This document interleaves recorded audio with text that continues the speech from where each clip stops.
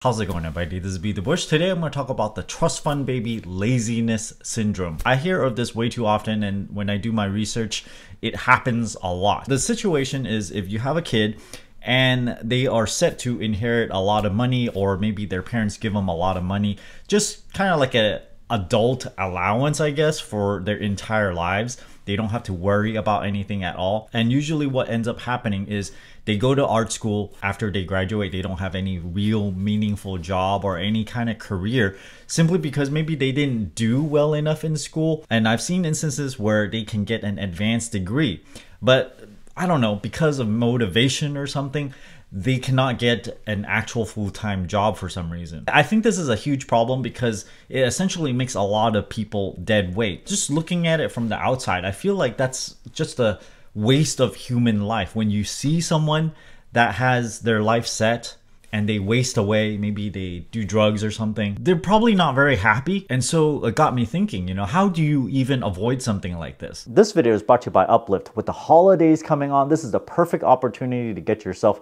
an UPLIFT desk accessory or as a gift for someone else. For example, I have this ergonomic chair from UPLIFT over here. The armrest, yes, it moves up and down, super comfy, super good looking. Look at this white and gray color scheme.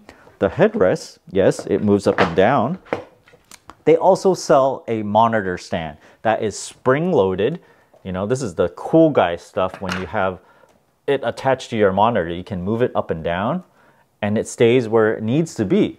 They also sell this mic boom stand right here, kind of like if you're a podcaster or something, but these mics are actually really heavy, like 1.5 pounds or so. So you can adjust the tensioning knob and it'll stay wherever you move it. See, I can move it over here or move it over there. It just stays wherever you move it.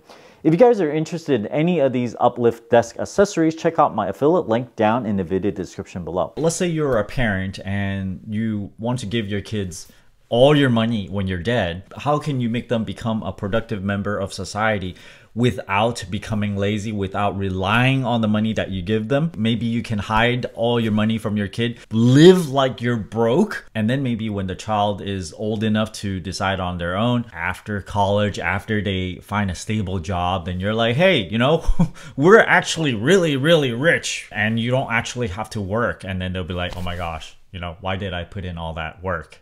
But hopefully by then there is already instilled a very good work ethic in such a person, and then they just keep on going. They're like, okay, well, money comes in, and because they really enjoy their career already, maybe they'll just keep on going. But what if you can't hide it from your kid? Maybe you live in a giant mansion, you are very, very comfortable. Maybe you take vacations every single year and you bring your kid along with you. I think that might come down to parenting. You have to teach your child a good work ethic. Whenever you do hard work, you really learn. There's no way to replace it other than firsthand experience sometimes. For example, I recently did something really stupid. It cost me a lot of time. For my previous video of the e-bike, right, I punctured the tire and I tried patching it up. Every single time I had to put it back into the bike. I pump it up.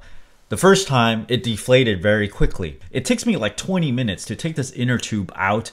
And then I'm like trying to find where is it leaking, put like soapy water on it. Eventually I found all the holes. I patched it back up, put it back in, and 24 hours later, it actually deflated again. So there's a very, very slow leak. At that point, I'm like, okay, I want to give up. I just want to, not waste any more time on it. I just kind of throw it away. I have the new inner tube already. But even though I plan on using the new inner tube, I wanted to know what the heck is wrong with the old one.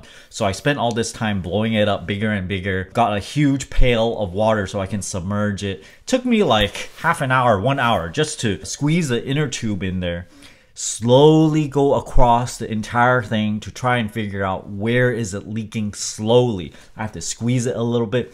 Eventually I found out, and the thing I learned is because I patched the tire over another patch, it was overlapping slightly. So whenever you overlap on a patch, there's a discontinuity there and it could leak a little bit of air there. This is something I actually did not know that you cannot do. So in the future, when I do tire patching, I probably won't do that again. Or you could patch over that patch, you make a bigger one and completely cover it and surrounding it. without overlapping on top of another patch. So that's a hard lesson learned, and I have plenty of these examples from the engineering field where I'm working on something. It takes me like an entire week to try to figure out one single problem. Sometimes it's a very stupid problem, something that is in your blind spot, but that's exactly what you need to do in order to figure out your blind spot. You have to spend the time to try so many different things until you figure it out and you're like, oh my gosh, I'm so stupid. Anyway, that's my little story on, hard work pays off because you gain experience from it. And those little bits of experience, it's extremely, extremely valuable. It seems like a universal concept where people just don't respect a trust fund baby. People don't respect others who just receive money out of nowhere, out of thin air, maybe due to someone else's hard work. You're like, okay, you're rich. So, but imagine having, let's say, a reasonable amount of money, like 20 or 30K deposited into your bank every single month, and you can take that and spend whichever way you please. You know the money is going to come in every single month until you die. That's a lot of money. That's like $1,000 every single day. You can go and do everything. I think if I go out right now and try to spend $1,000, I probably wouldn't be able to unless I buy something expensive. I just want to say I am probably not immune to it, because I think if I grew up in a wealthy family and they handed me a bunch of cash every single month, or it's a large inheritance, I probably would have fell into the same hole and become very lazy, just like any other trust fund baby. So my motivation is wondering, how the heck can you prevent this from happening? The things I already outlined, there is no guarantee that it's going to work. You can try, and then maybe it will instill a good work ethic in them by the time they're older. I talk about this because I think it relates directly with FIRE, financial independence. Because at an early age, before your brain has fully developed, if you get handed FIRE, you don't have to work a day the rest of your life.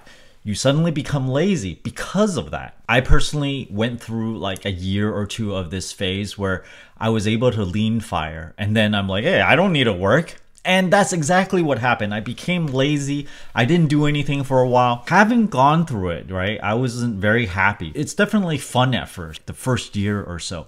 But after that, it gets really boring. It gets kind of depressing. You start thinking about life in general. What's the meaning of life? You're just sitting around doing nothing and just consuming stuff. When you do have money, you're no longer working just for survival. You need to work for something beyond that. You're probably always going to reach that money goal. $1 million, 10 million, 20 million. Once you reach it, then you're like, uh-oh, I can be lazy. However, if you switch it to something else that you're working for, maybe you want something better for humanity, then you're gonna keep on going no matter how much money that you make. Take a look at Maslow's hierarchy of human needs. So you got self-actualization. Underneath that is morality, creativity, spontaneity, acceptance, experience, purpose, meaning, and inner potential. Okay, those are kind of like not money goals. None of those are like get to $10 million of net worth. Below that is self-esteem, which I think is a lot of what trust fund babies are struggling with, which is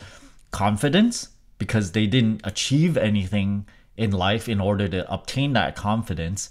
Achievement, respect of others. Oh, that's a big one, because if they're not achieving anything, they're not going to get respect from other people. And the need to be a unique individual. Rich kids, they don't need the money. They want prestige. So in order to get that prestige, sometimes they might get a degree, get an MBA, start a BS business because of their parents' money, and then say, hey, this person runs this business, so they can at least say that. But maybe that business is a money-losing enterprise. So that's another problem in itself. It's not real prestige. It's sort of like prestige that's purchased with money, and then they have this whole elaborate thing that shows that, oh look, they're a business owner and all this. A huge amount of money is usually a curse given to the wrong person if they're not mentally prepared for it, if they're not mentally prepared to use it. Look at some billionaires, right? How did they get there? They certainly got to a $10 million mark,